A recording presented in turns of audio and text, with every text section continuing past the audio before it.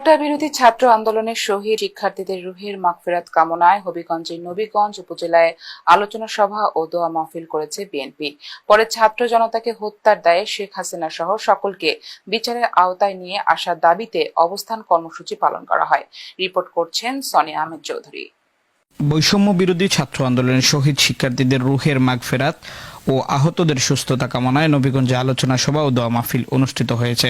বুধবার বিকেলে নবীগঞ্জ উপজেলা ও পৌর বিএনপি সহ অঙ্গ সংগঠনের উদ্যোগে শহরের গোল্ডেন প্লাজায় দলীয় কার্যালয়ের সামনে আলোচনা সভা ও দোয়া মাহফিল অনুষ্ঠিত হয়। পরে ছাত্র জনতাকে হত্যার দায়ে শেখ হাসিনা সহ সকলকে বিচারের আওতায় নিয়ে আসার দাবিতে অবস্থান কর্মসূচি পালন করা হয়।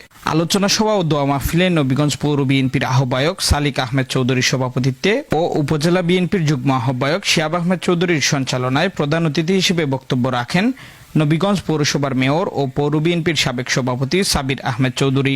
বক্তব্য রাখেন নবীগঞ্জ উপজেলা বিএনপির যুগ্ম আহ্বায়ক আব্দুল বারিক রনি, আব্দুল মুক্তাদির চৌধুরী, পৌর বিএনপির যুগ্ম আহ্বায়ক জয়নাল আবেদিন, উপজেলা বিএনপি নেতা মুশফিকুজ্জামান চৌধুরী নুমান, মুর্শেদ আহমদ সহ 13টি ইউনিয়নের ও পৌরসভার বিএনপি ও অঙ্গ সহযোগী সংগঠনের নেতৃবৃন্দ। প্রধান অতিথির বক্তব্যে সাবির আহমেদ চৌধুরী 15ই আগস্ট শোকসভার নামে কেউ যেন নৈরাজ্য সৃষ্টি করতে না পারে সেজন্য বিএনপি নেতাকর্মীদের নিয়ে রাজপথে থাকার ঘোষণা দেন।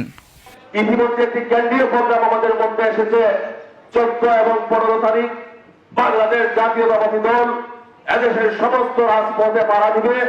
রাজপথ পাড়া দিয়ে যাহাতে সন্ত্রাসীরা 15ই আগস্টের নামে শোক সভার নামে এদেশের আইন শৃঙ্খলার বিঘ্ন না ঘটাতে পারে, শোক সভার নামে মানুষের মনে যেন বিভ্রান্তি ছড়াতে পারে না, সেই জন্য আমাদের সকলের প্রিয় নেতা ভবিষ্যৎ রাষ্ট্রনায়ক তারেক রহমানের নির্দেশে আমরা রাজপথ দখলে রাখবো ইনশাআল্লাহ। Sonia Ahmed Chowdhury, NTV Europe.